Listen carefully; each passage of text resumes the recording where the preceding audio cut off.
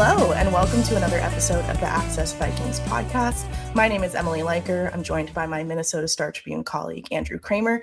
And today we've got a fun exercise. There's obviously been this dialogue around the entire Vikings offseason this year about building this team up around new quarterback JJ McCarthy, who's entering obviously his first season as QB1 off of a big injury last year. The Vikings have done a lot of work on the interior offensive line, but obviously all around this team. And now there's kind of this discourse, this conversation around the core group of players that they have signed and what the window is for early success with JJ McCarthy and kind of getting him going.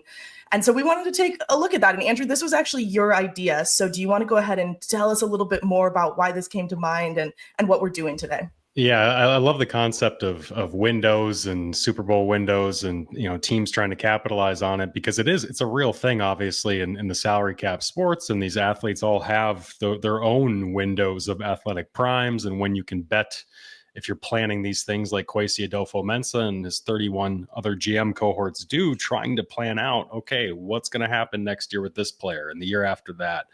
And so the Vikings have meticulously done this to the point where they've set up their rookie quarterback now, JJ McCarthy, on a rookie contract. And they spent, as we talked to Kwesi about on the show a couple of weeks ago, they've spent the most cash as any NFL team this year on player contracts.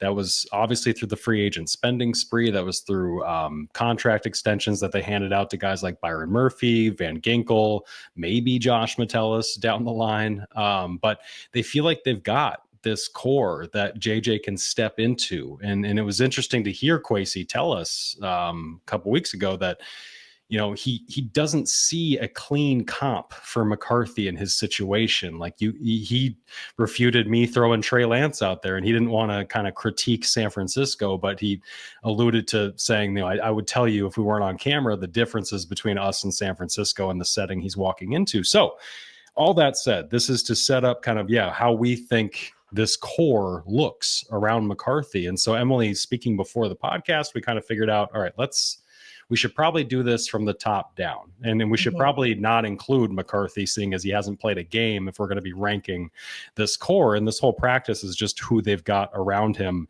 to compete. And so for me, the parameters were guys that we're talking about core, guys that are at or near their prime. And so, would you include, we'll get into whether we include guys who are rookies and haven't played yet or guys who have important roles, but maybe aren't blue chip players. But Emily, if we're starting, right off with the top five, I think we both know who number one is, right? Yeah, I mean, it's Justin Jefferson. That's number one. I mean, he's signed on with this team until 2029. You saw yesterday, well, we're recording this a couple of weeks before it's going to air, but we saw on his birthday, the NFL was obviously touting all these accomplishments he's had before 26 years old and stuff like that. So he is the very clear piece in conjunction with McCarthy that is what they want to propel this team forward. And I mean, we saw it all in the emphasis of getting him to OTAs and having him around and how much Kevin O'Connell cared about that. There is just no clearer guy at number one here for this team, I think. No, there isn't. And whether it's Saquon Barkley carrying the Eagles, Cooper Kupp carrying the Rams with Matthew Stafford in their Super Bowl run, teams need that, spearhead, that the guy who's going to push them over the top, the guy who was in MVP or offensive player of the year conversations every single year. And Jefferson's that guy. So that's number one. And I think really we're probably going to agree on. Oh, go ahead. I think we will agree on this. Before we go on, though, I wanted to note, because someone will end up commenting if we don't note it. You and I agreed beforehand that we were only going to pick players under contract that had contracts that extended. So you will not currently hear Josh Metellus on this list. If something changes between when we're recording this and when it publishes, we'll put a little note in here that he has signed a contract extension, because that could definitely happen in the next 2 weeks potentially. And this will sound silly, but we didn't include him in this because right now his future with the Vikings feels pretty uncertain. Yeah, that's right. One of the key parameters is sign through at least 2026 for the next 2 years, because that's really part or the start of, we want to call it a 3-year window with the rookie contract of McCarthy before the 5th year option, when they would be talking potential contract extension with him if things go well. So yeah, 2 to 3 years, guys who are under contract, guys who are part of this core who will be here that you don't have to just bank on signing an extension. So yeah, I think the Ivan Pace is not under contract. Josh Metellus is not under contract beyond this year. So there's a couple starters we'll just leave out on that basis. But Emily, who is your number 2 right after Justin Jefferson? So I had Darrisaw next. I had Christian Darrisaw next on my list. Obviously, he's working back from injury as well, so we'll see a little bit where he's at in the fall and when we get to training camp. But obviously, 26 years old, so I think to your point about being in their kind of prime age, he is right smack in the middle of that category.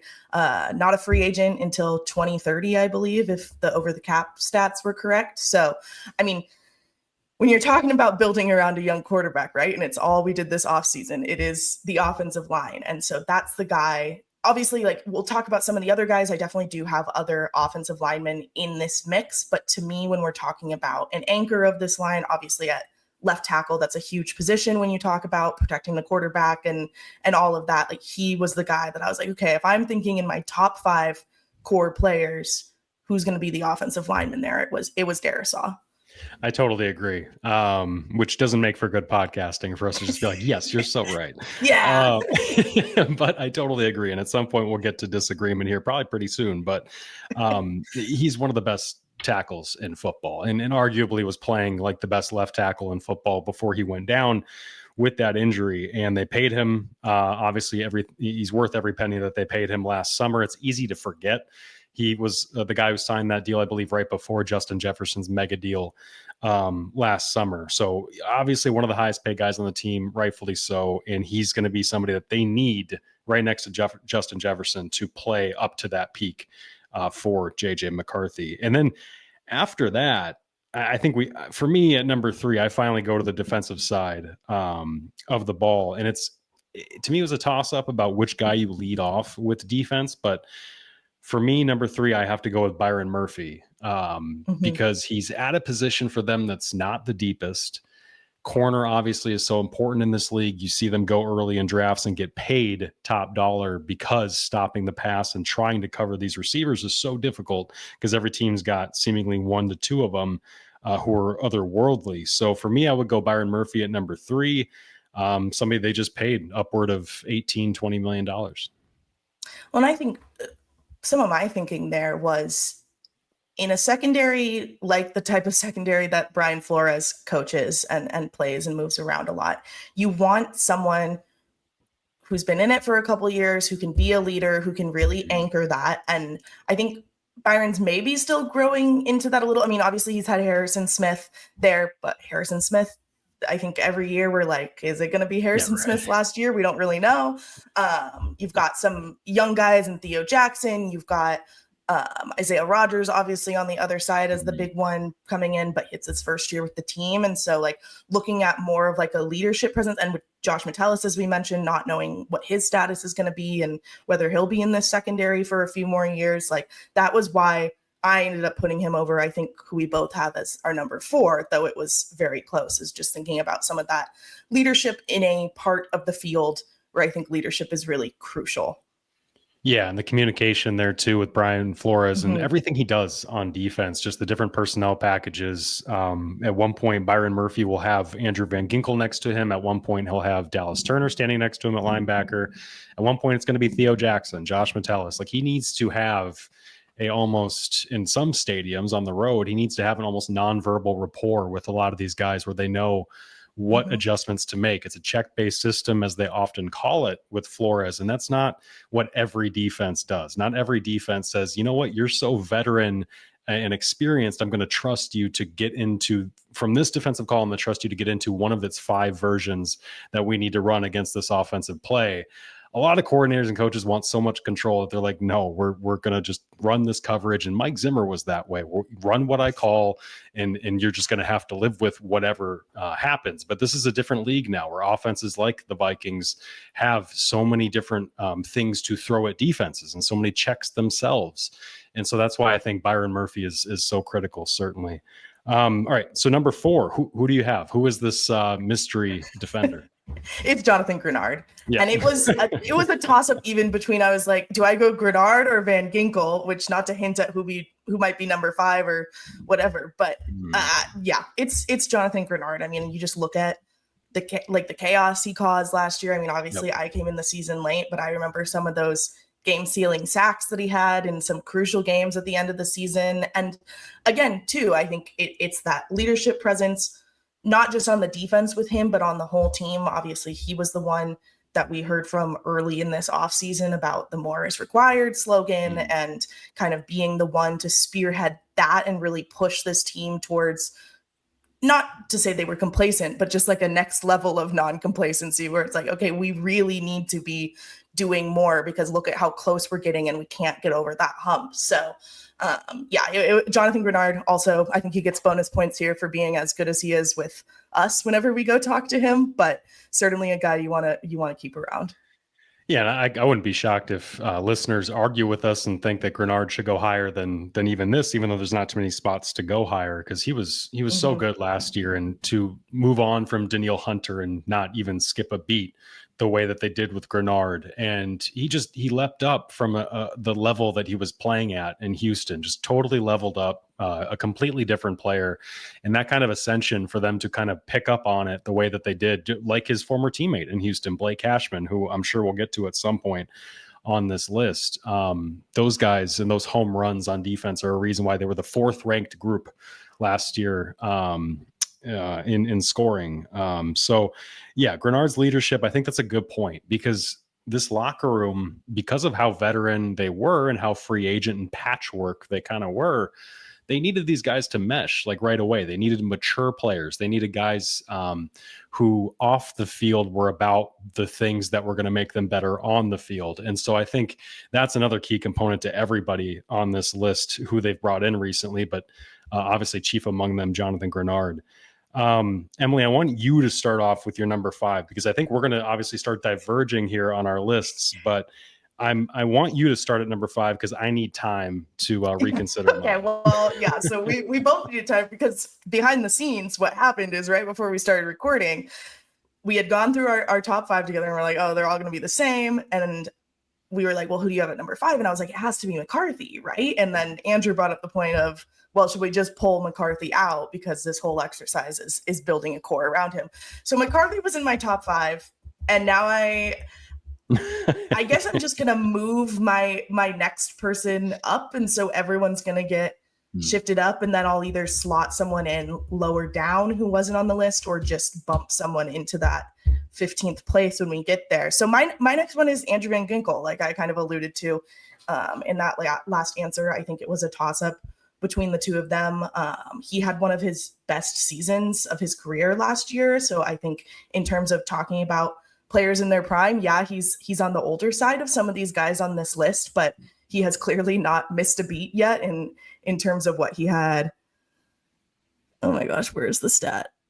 11.5 sacks last year. I think that was his first double-digit sack season. 19 quarterback hurries, Z interceptions. He's talked about and wanting to play with Flores again since being in Miami. I think I'll just go ahead and bump him up and put him at number 5 here. That's a really good one. Now I could go Brian O'Neill here. I feel like that's one that jumps out to me.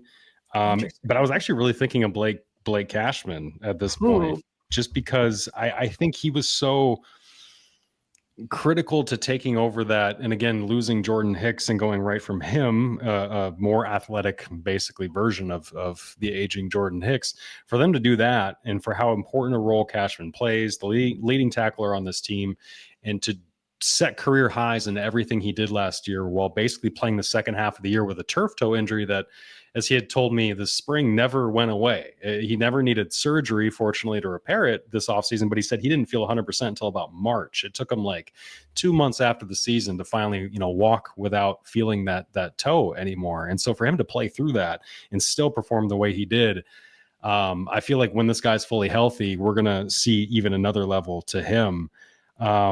So I'm going to go with Cashman. I'm going to go with Cashman as my number 5, because I also think it's a sneaky thin position, because when they lose either of them or Pace, it was Josh Metellus playing linebacker. And now they bring in Eric Wilson, who I think is going to be a more capable defensive fill-in than Camus Grugier-Hill was. So maybe Metellus isn't playing so much linebacker, but it's a thinner position that I think Cashman is going to get my number 5 spot.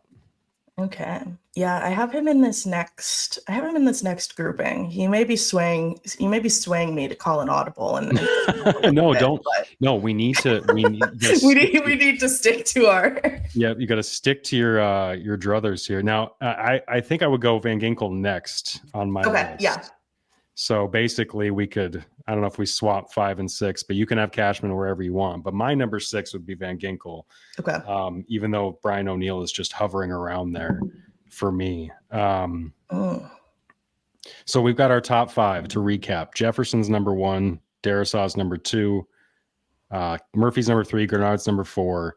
Number 5 for me is Blake Cashman, and for you it's Andrew Van Ginkel. So that's the top 5 of the core. We move on to the next 5 after that. I imagine Cashman's going to be in that next 5 somewhere for you. Yeah. Van Ginkel's definitely in it for me, and I would say he's even number 6. So who would you put at your number 6? So after Van Ginkel, I think this might be my first controversial pick. I don't know. Maybe it's not. I had Jordan Addison. Oh, I thought you were going to go Reichard. No. I thought for like 1 second about including him in this 17 list, this list of 17 people, and then I was like, I just don't know if I could include a kicker in the core players list. All respect to kickers and to Will Reichard, but I think I'm gonna go. I put Addison here because I think, obviously, this huge storyline, and it was big right when I got into covering the team last year because it was mid-season, was that teams are learning how to cover Justin Jefferson, and it is making it, like, as much as he is our number 1 guy and still manages to come up with these insane plays and these one-handed catches, and as much as he is going to be important and really the linchpin, I think, to a lot of this potential success, Addison needs to, and I think there's a little bit of like projection here in that, like, hoping that he takes another step this year or needing him to take another step for this to really ring true. But he needs to be just as he needs to be a tier 2 guy for this team to be successful moving forward. Like, he needs to be as reliable as Justin can be, or as close to reliable as Justin can be, so that when they're dealing with Justin being double, triple teams, whatever, he can be there as that secondary target for JJ, who could just rely on him as someone. Like, it's crazy to call him like a veteran because he's 23 and JJ's 22, but like, he's at least been out there a few more years than JJ has. And like, you want him as a consistent presence downfield. So I think this pick really comes in with the, like, specifically, like, in terms of what JJ's on-field goals are. Obviously, passing yards, passing touchdowns, a big one, and you need someone on the other end of that. I like it. And no, that's not controversial at all.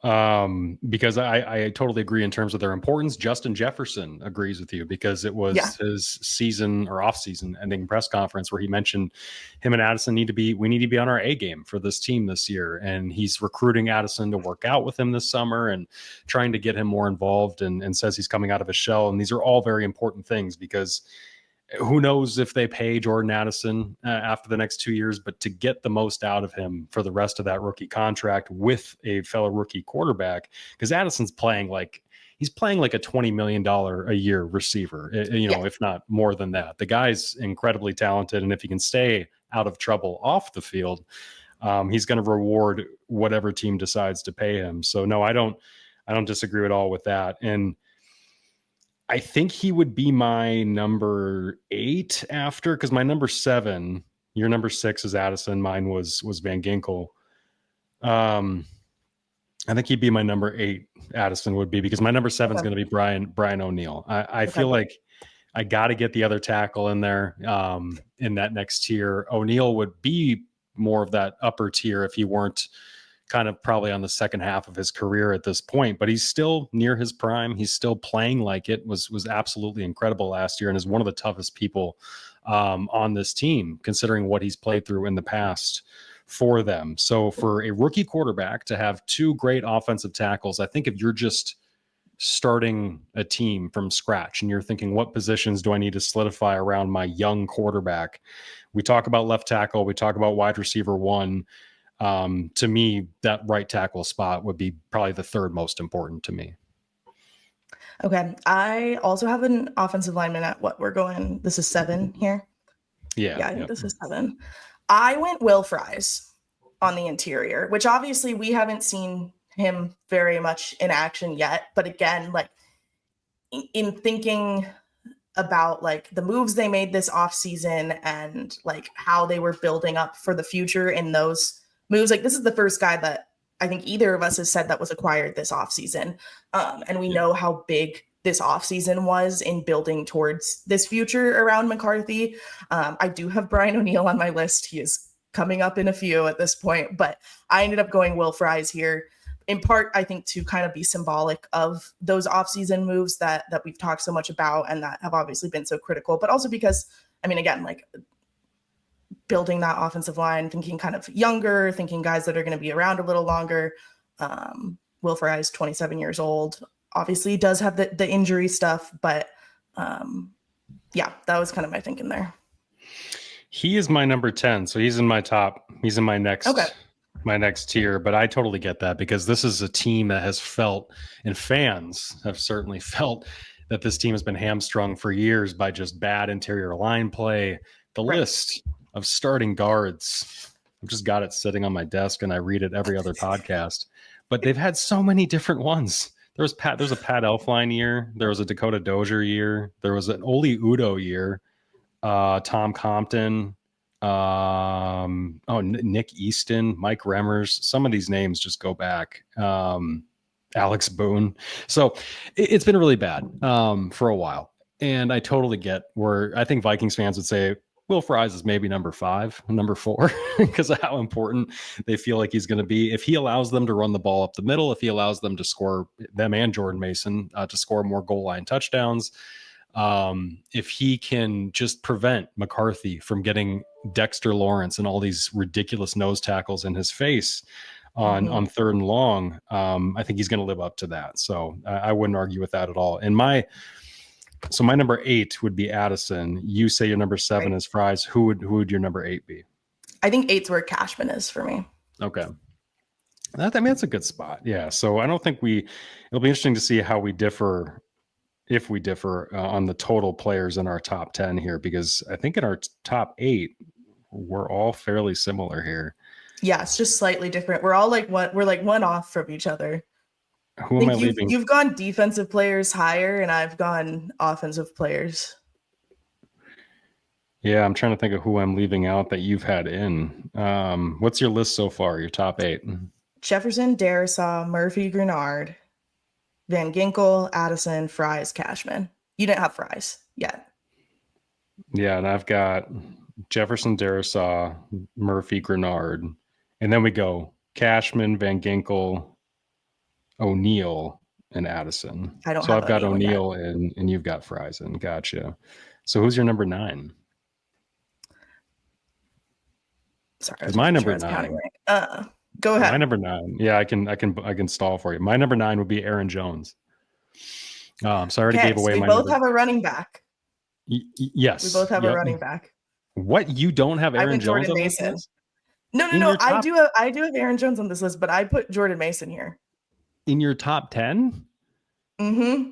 Well, okay, that's controversial. Okay, so we'll have to talk about that because and look, Vegas, if you look at the over-unders on where they're putting, and I'm not a huge sports gambler and I don't advise anybody be either, although we love our Grand Casino sponsorship.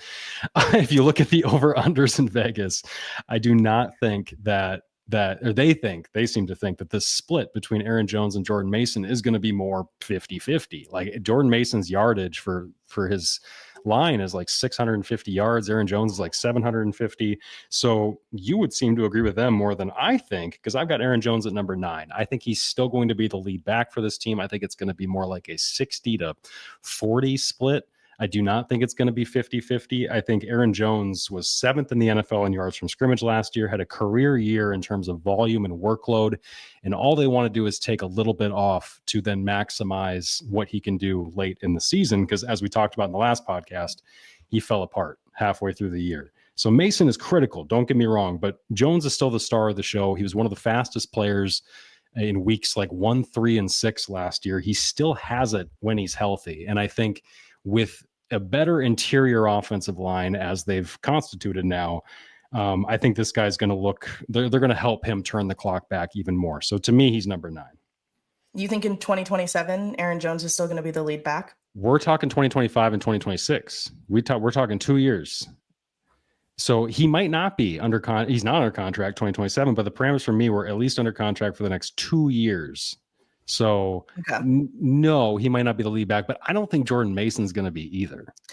No. And I do agree that I don't think the snaps are going to be 50-50. Why I put Jordan Mason here is because what was one of the biggest problems for this Vikings offense last year? It was running it in at the goal line. It was 1 yard rushing touchdowns. What did they bring Jordan Mason in to do to solve that problem? They brought him in to be the physical, beefy backer that like Aaron Jones just isn't, like inherently. Like Aaron Jones can break tackles. Aaron Jones, fabulous running back, and I think is going to continue to do great things for them.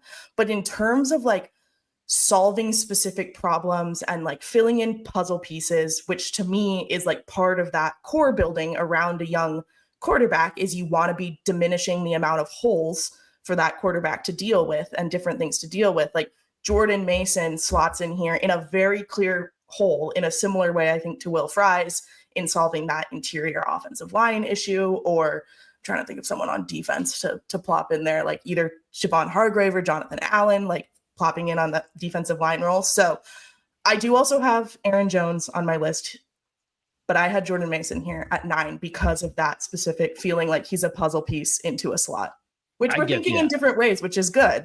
We're representing different parts of the audience, hopefully. Yes, no, and I totally understand. I totally understand where you're coming from. To me, Aaron, though, he's a complete back. And I don't think Jordan at this point of his career is. I don't think he's the receiver Aaron is. I don't think he's the pass protector Aaron is. I think they're going to rely on Aaron in between the 20s so much. And you're right. If Mason walks in and he gives them 10 to 12 touchdowns and he's ending all these drives, he's helping them win games, close games out, this is going to be both of these guys might deserve to be in the top 10, but I just think they're going to ask him to be this closer, like in baseball, to come in and do it. Whereas Aaron Jones to me is going to be your starter that you want to eat innings and really still get the wins at the end of the day. So you must have, I would assume you have O'Neal at 9 and Mason at 10, or how does your top 10 round out? No, I had Mason at 9 in the same spot as you over had Brian O'Neal. And then Brian O'Neal at 10. What are you doing? What? I'm the top. Yeah, Brian, man. I'm sorry, Brian. I'm sorry. No, Brian, you're still in my top 10. Oh, Brian. I like this. No hard feelings here. I'm glad we differentiate on that, because Mason will be a big part of this team, certainly. You know what, though, is really interesting? Neither of us named TJ Hawkinson. He's coming up. No, but like, let's just talk for a minute about how he's not a top. He's the second highest paid tight end in football. Like, how is he? Is it a problem that we don't think he's a top 10 core player on this team? That's a good question. Because maybe it's just we're victims of circumstance and of the moment, and because he's coming off of a year in which he only played half the year, he didn't look totally up to himself during that second half of the year. This is a guy who halfway through or even a month into this year, we might be looking back on this and being like, maybe we should have had him a little higher up. Maybe. Yeah. But maybe not. Maybe not. I'll say when we get to I have 2 tight ends on this list, the only 2 that they have rostered that have played any minutes. And Hawkinson and Oliver are right next to each other for me. That's how indistinguishable I felt like their respective impacts were in terms of like this exercise, if that makes sense. That would be an indictment on TJ's contract then, I feel like. But that's just my opinion. That's obviously just my opinion. But if you're right, which again, I don't disagree with you. Like I think Hawkinson, I didn't have him in my top 10. I've got Oliver on my list as well. How would you start? Who's your first out from your top 10? Who's number 11? Aaron Jones. Okay. All right. So you got Mason at 9, Aaron Jones at 10. That's not, or Aaron Jones at 11. Yeah. Because Brian Aaron Jones 11, excuse me. That's not too egregious for me. I can live with that. And again, it's because I feel like Jordan fills that hole that they need, and they just couldn't for whatever reason with Aaron. I mean, he had, I don't have his stats pulled up, but he did have some rushing touchdowns. But like there are like 3 clear storylines that I remember walking into when I arrived on the beat in November, and it was the defense is getting all these interceptions and doing the celebrations to match them and going viral. It was they cannot seem to run the ball in at the goal line, no matter who has the ball in their hands or what the package is or what the defense looks like. Oh God, I had a third one. And then Justin Jefferson being double teamed and having to figure out ways around that. Like those were the 3 kind of like big topics I feel like last year. So yeah, that's how that shook out for me. Is I do have Aaron in there, just right outside the top 10. Totally get it. Yeah, totally get it. I would put TJ Hawkinson as my number 11, and I would put him there just outside the top 10, because I think if he were fully healthy, if he never had that knee injury, and he were playing like he did when he first came to the Vikings with Kirk Cousins, he might be replacing Jordan Addison for me on this list, just as that secondary option. But I got Addison up there because he's healthier, he's younger. We've seen him do it more recently. And with TJ, I still think he's critical to this team, even over Josh Oliver. Because when you look at McCarthy and you look at the evaluations of him, you talk to coaches around with the Vikings, one area that they're really trying to focus in on his progress and development is his decision making, obviously everywhere, but mainly in the red zone as well. Because when things are condensed, it's doubly difficult for rookies. When the speed of the game feels faster at the 50-yard line, it's even faster at the goal line. And you see whether it's Teddy Bridgewater, any quarterback coming through here, even Sam Darnold in his 6th, 7th year last year, he was struggling in those moments. And JJ struggled at times in college in those moments. And so I feel like that's a spot where TJ Hawkinson, if you can build a rapport with him and get the kind of touchdown machine going that Hawkinson should be in those areas, he could be as critical as a Jordan Mason is in terms of when defenses bow up to stop that run game, to stop your offensive line. You can throw over the top to what should be one of the best goal line threats in football in Hawkinson. And I have Hawkinson at 12 and then Oliver at 13. So I'm there in agreeing that they're kind of just outside that mix, particularly TJ. I don't know. Like when I really tried to go like just instinctual, like not like overly thinking about where I was ranking people and just going with what felt right. And I can't say I even like struggled with having them outside the top 10. I knew I wanted them in the 15 that we were picking or so. But I didn't have like either of them feeling like I needed to push them into that top 10.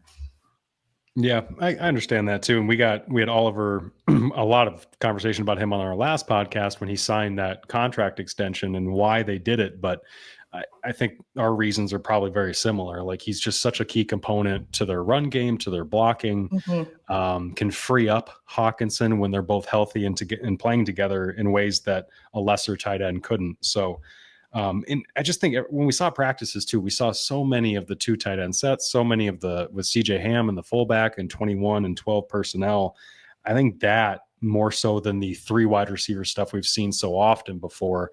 I feel like they're going to try and get bigger, and we'll see a lot more Josh Oliver this season. So I would have him at 12 as well. So what are you on right now? Are you on 13 or are you on 12? I think, Jones is my 11. Hawkinson was 12. Oliver was 13. So I just have my 14 and 15. Yeah, you're on 13. Because I have not included Jordan Mason, and I'm not gonna do it. I think he's good. I think he's good. I think he's going to play a key role, but I'm not going to do it. I'm going to put Harrison Phillips, I think, is my number 13. Mm, And this might be a little, I don't know, you could argue it. But he's 29.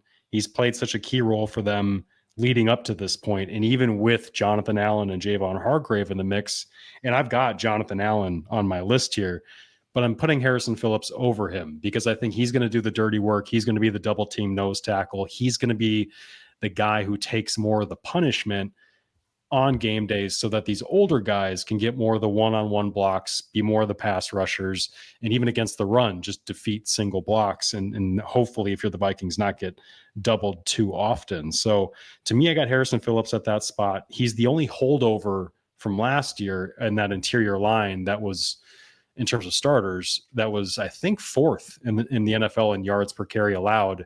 It's not a perfect stat, but even with rushing success and efficiency rates, they were one of the best run defenses in football last year. So Harrison to me would be number 13. okay. That was something I struggled with because I didn't end up putting any of the DTs on my list. I considered Phillips. I considered Jonathan Allen. I didn't end up putting any of them on here. My next pick, and this is something you and I talked about before we started recording too, was how do you factor the last few first round draft picks into this? How do you factor Dallas Turner in there, obviously being in that same year as JJ McCarthy and what he's done so far or is projected to do? How do you factor in Donovan Jackson from this year? I ultimately went with Turner 14, Jackson 15 here, which is maybe cheating a little bit because I was kind of thinking like, okay, if this is the core for, if the first 13 guys of this are the core for the next 2 years, who is carrying on this core past this if, say, all of these guys dropped off the team and weren't there anymore? And like, you want those guys to be your first round draft picks. And obviously we haven't seen any of Jackson yet. So maybe I should have swapped someone else in here. We have seen some of Turner. I know a lot of fans were disappointed or let down by Turner's contributions last year. And I think the resounding thing we said was, well, do you want less playing time for Jonathan Grenard and Andrew Van Ginkel? Like there's a trade-off there. I think the team feels very highly of Dallas Turner coming off this spring and this offseason. I believe Flores talked about him. Some other just people we chatted with in the spring talked about how much progress he made and things like that. So like, I think Turner probably does belong at the bottom of this list just for as like another younger presence who's going to take over. I think Jackson's maybe my, okay, I'm going to sneak someone in here at 15 and maybe in 3 years we'll see that was or wasn't. But yeah, that's how I rounded out my list, was with these couple younger guys. Yeah, and this would just be a kind of methodology difference between you and I, because I think I was just doing more of who is at or near their prime that's ready to contribute and help them within this window, and I did have Dallas Turner still on that list, because you expect in his second year this upcoming year, his third year in 2026, and then for this window, his fourth year in 2027, you absolutely expect him to start developing, start contributing. Even the examples that coaches point to, like a Cam Hayward in Pittsburgh, who took some years, I think it was only 2 years, really behind the scenes to kind of be a reserve and develop and then blossom into the future Hall of Fame player that he's been. I think even those guys only took a couple years. So by year 3, certainly Dallas Turner should be not only a contributor, but probably starting. Right. Maybe if it's Van Ginkel, I think Van Ginkel's only under contract for now. There was a 1-year extension, so it's the next 2 years. So maybe he's not starting even by then, but still a very, very prominent role you would expect for Turner, who looked bigger, looked like he took seriously the marching orders that they gave him, which was get in the weight room, bulk up. He did all that. He wasn't too interested in talking about it with us this spring, but he did all of it clearly just by watching him, which is a good sign for the Vikings. So yeah, I had him at 14.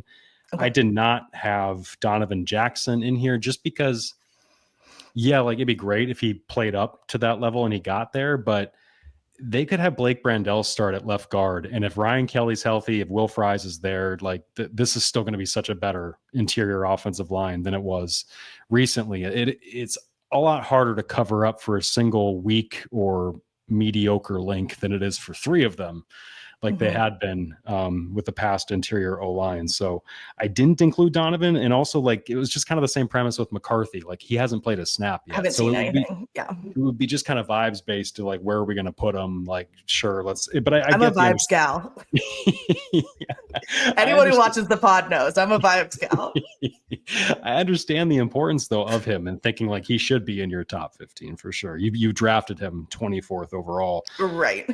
But for me, my 15 is going to be Jonathan Allen because he's only entering his age 30 season. He turned 30 in January. So I'm thinking the next 2 years, his age 30, 31 seasons, he should be a starter. He should be a full-time player. Even if he's not playing 70% of the snaps, he should be playing at least 50, 55 and being a leader out there for you and bringing up a young group. When we talk about culture and we talk about leadership, Allen is that kind of guy. Walter Payton, Man of the Year, is the kind of guy that, like Jonathan Grenard, can bring up a Jalen Redmond, can bring up Levi Drake Rodriguez, Taki Taimani, Tyrion Ingram Dawkins, all these young guys that they've brought in under this veteran group. I think Allen, just like Harrison Phillips, is going to be so important to all of that for setting up, as you talk about, the next generation of Vikings, or who they hope are going to be the next wave of them. And they need pass rush. They need a difference making ability in the middle of that group that isn't just Brian, do your witchcraft and just make suddenly a free runner at the quarterback, which he'll do plenty of. But if they could just win a one-on-one block up the middle, I think Allen's a guy who can do that. Yeah, I know. I think that's a fair pick. And like I said, I had, if we're talking about now guys that are kind of, we're just out of the mix and that we maybe thought about, like I said, Phillips was on there, Allen was on there. I know you had brought up both Theo Jackson and Isaiah Rodgers beforehand when we were chatting. Yep. I briefly thought about Ryan Kelly, but then I thought about Michael Juergens taking first team snaps with JJ McCarthy the last day of OTAs. And I was like, when is that transition going to happen? And that just feels so unclear that I was like, I'm not going to put Ryan in the mix right now, but he was definitely someone I considered. Yeah, I didn't have Ryan in there just because, the whole premise for me was at or near their prime. And while Ryan is going to be better than Garrett Bradbury, any Vikings fans who saw him, and this was probably might be unfair to Ryan, but anybody Vikings fans who saw him at US Bank Stadium with the Colts last year and Joe Flacco, he did not look good. I might be unfair to him because I think, if I remember correctly, he was playing through a knee injury that he was just trying to gut through. And that Vikings game, I think, was the last one he had played before he shut it down for a little bit. So, but he hasn't been healthy very much throughout the last few years of his career, been gutting through, super tough, gutting through a lot of things, but just hasn't been that level of player. So to me, he was just too old. He's 32, just like Javon Hargrave. They'll play critical roles, but what are they going to look like at 33? I have no idea, Yeah. I had Jordan Mason on my kind of question mark list. Theo Jackson, as you mentioned. Who else? Isaiah Rodgers. They signed him to a 2-year deal. He got a ton of starter reps opposite Byron Murphy in their base defense this spring. And then it seems like he's going to be their kick returner if the coaches let Matt Daniels do that with them. So I think that was one I thought pretty hard about, just because at corner they need people to certainly play up to the level that they paid him at. For sure. No, I think that's a great point. Do we want to run through, and I'll throw up a visual aid here for the video version, but run through each of our lists real fast? Absolutely. Yeah. Yep. So I had Jefferson, Darisaw, Murphy, Grenard, and Cashman as my top 5. The very controversial Blake Cashman. And I feel like that's the one for me. Like Cashman, give or take 5 through 8 or wherever you had him. Yeah. And then I had Andrew Van Ginkel, Brian O'Neill, Jordan Addison, Aaron Jones, and Will Fries rounding out my top 10. Mm-hmm. Number 11, TJ Hawkinson. 12, Josh Oliver. 13, Harrison Phillips. 14, Dallas Turner. And 15, Jonathan Allen. So that was my top 15. And I had Justin Jefferson at 1, Darisaw, Murphy, Grenard, Van Ginkel in the top 5. Starting at number 6, we had Addison, then Fries, Cashman, Mason, and then Brian O'Neill. And then in that final tier, starting at 11, Aaron Jones, TJ Hawkinson, Oliver, Turner, and then Donovan Jackson. Sneaking the rookie in there, the first round rookie, and see if in 2 years we revisit and he has lived up to my inclusion of him on the list. How much of those top 15 need to stay healthy for them to have success this year, do you think? There's a way to end this conversation and land the plane, because McCarthy's not going to be, rookie CJ Stroud or Jaden Daniels, presumably. So I would say obviously the top 5 need to stay healthy. Mm-hmm. Probably most of the top 10. If you lose 2 of the top 10, if you're without an O'Neal and you're without an Addison, if you're without a Van Ginkel and a Cashman, like these are the injuries that turn your NFC title contending teams into the Lions, who run out of steam at the end of the year because they're MASH units. Right.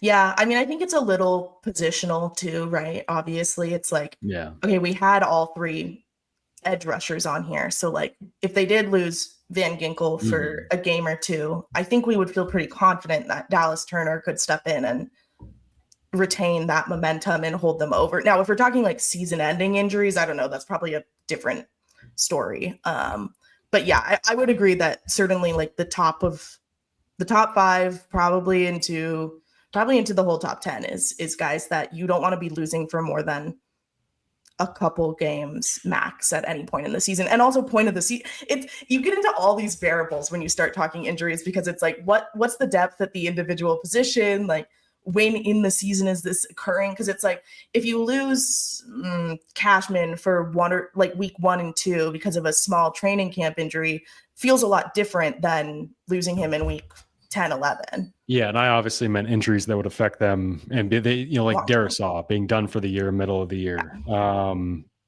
I wouldn't even include Cashman's injury last year, where he was still affected by it, but playing. Not even that. No, I meant like injuries that take guys off the field, because you could be like as aggressive as Kwesi was last year, lose Darisaw, go get Cam Robinson, and at the end of the year, it's still like Cam wasn't good enough. Like that wasn't.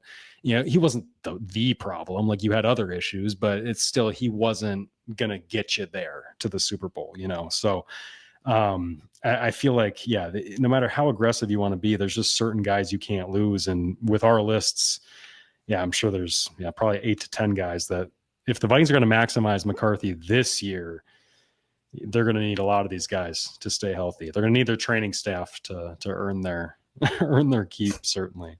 Well, Emily, before we break then for a little while and send our listeners off into the summer before training camp, what are your vibes around this team? You're a big vibes gal. What were the vibes around big vibes gal, the 2025 Vikings? I think the vibes are good. Like I think there's like a few key things I look for around football team vibes, and it's consistent messaging, which it did feel like we got from players starting back from that day in April when we hear about Morris required, from Jonathan Grenard to then Harrison Phillips pounding his fist at the podium like week 1 of OTAs and talking about how when they had their end of season meetings, like team ownership and higher ups told them like, we are going to go out and get these guys for you so that you can go and do that. Like it's like consistent messaging seems to be there.